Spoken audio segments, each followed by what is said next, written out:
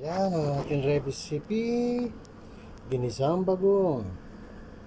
Yan, tuturo ko po sa inyo kung paano magluto ng ginisang bagong na sobrang sarap. Bagong pa lang, kahit wala ka ng ibang ulam, okay na. Yan, pinalalambutan ko po yung sa kanyang sahog, 1/4 na laman taba ng baboy. Ayan, pag malambot na yan, ipipirito natin ng malutong yan. Siyempre yung ating ulam, sinigang na baboy pa rin. Ang sahog po niya ay repolyo, okra, tsaka lang po gabi. Yan. Ating recipe, 1 kilo po ito. 1 kilong alamang. Dinamihan ko yung sibuyas tsaka yung bawang.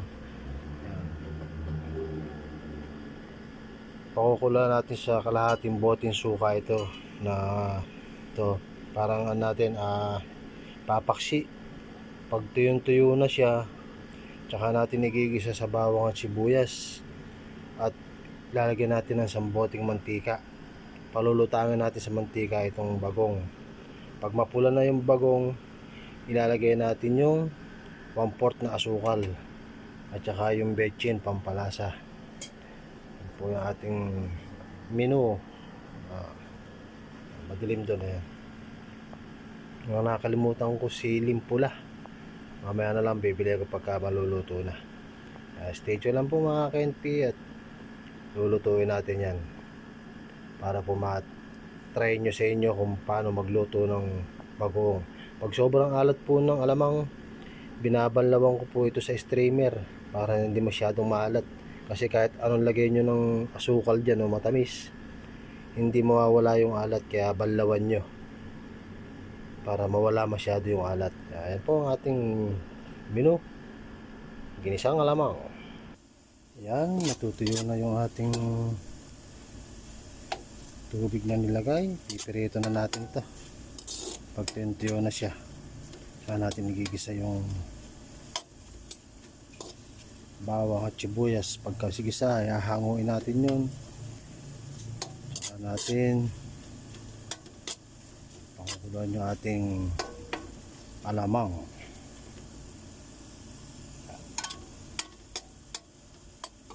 Stay tuned lang mga KNP. Lagyan natin ng konting mantika para pumula.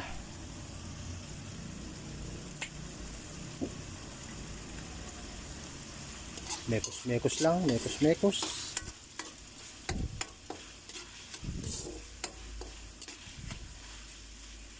Ginisang alamang.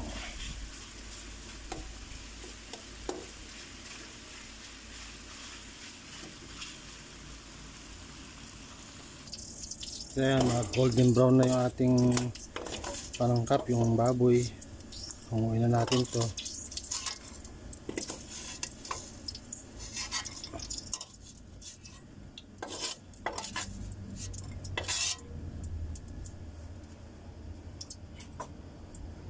Sama natin yung mantika.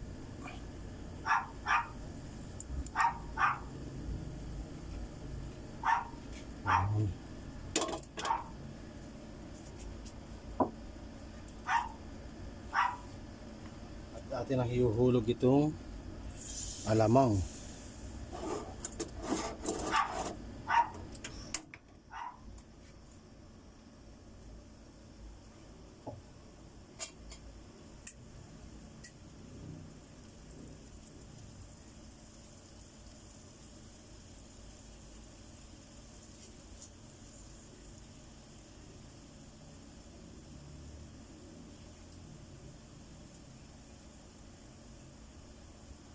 Lalagyan natin ng suka. Parang hayaan natin to yung kalahati para ipapaksiw.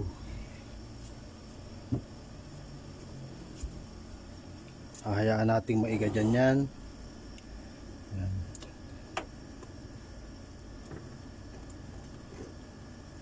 Kahit di na natin hugasan yung kawali, okay lang.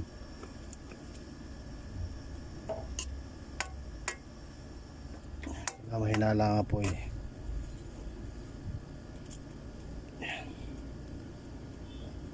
Mamaya po pagka iga na, pakikita ko sa inyo. Yan, habang nakukulaan natin sa suka ito at pinaiiga natin, gigisa na natin itong bawang at sibuyas. Mas maraming sibuyas, mas masarap.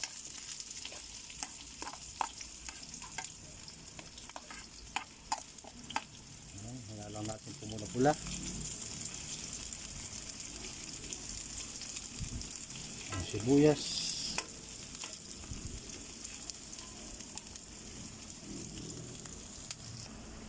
Aho natin ang sibuyas.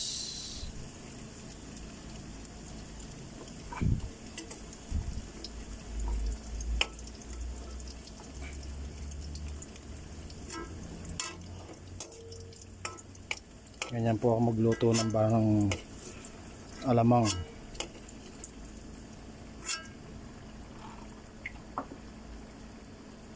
Pupulahin natin ang bawang.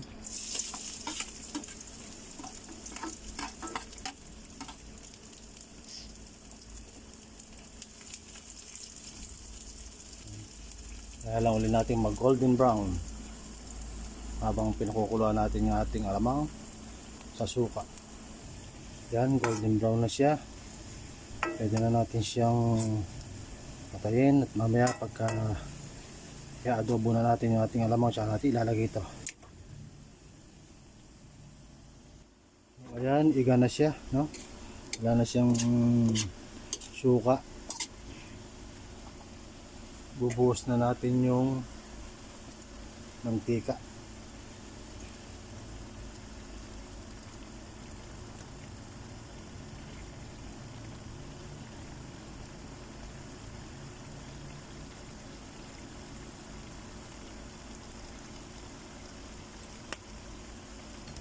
Papupulahin natin ngayon sa mantika yan. Magkukulay golden brown yan. Parang ipipirito. Yan. Mas masarap yung nakababad sa mantika yung alamang. Ang bagoong.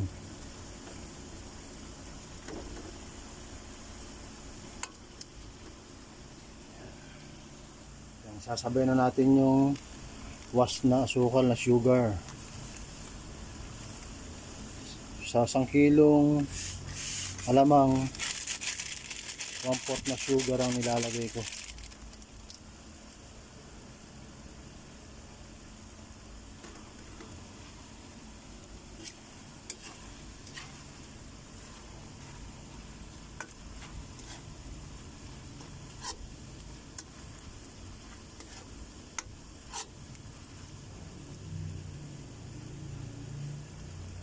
Lalagay na rin natin tong onion para maluto pa siya.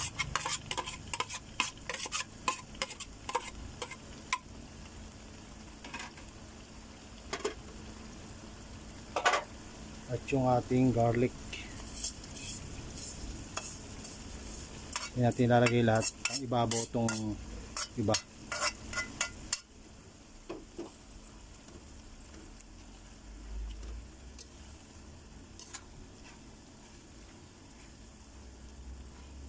Para mas lumasa siya. Kasama na siya sa pupula dyan. Siyempre yung ating tasahog.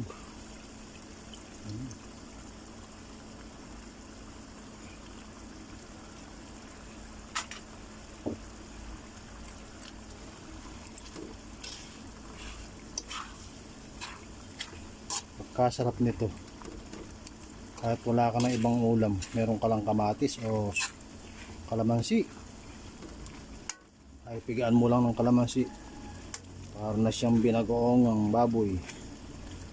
Yan, papupulahin lang po natin yan sa mahinang temperature ng ating apoy. Yan, stay tuned lang po at malapit na maluto yan. Yan, golden brown na po yung ating lamang bagong. Luto na po siya.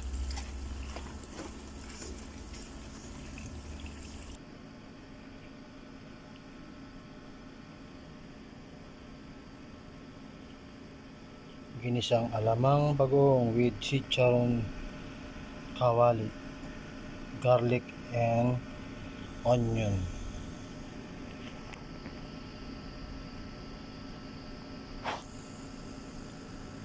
Yan ang luto ni The Hunter and P. Shoutout po sa lahat. Ayan, luto na yung ating alamang. Pagkasarap-sarap naman talaga. Sasahog pa lang at bawang, solve ka na. Alamang. Sarap. Sa panahon ng mangga ngayon, kasarap sa mangga na ito. Ano naman, nagmamantika. Nakakalimutan ko lang talaga yung sili. Alanlara.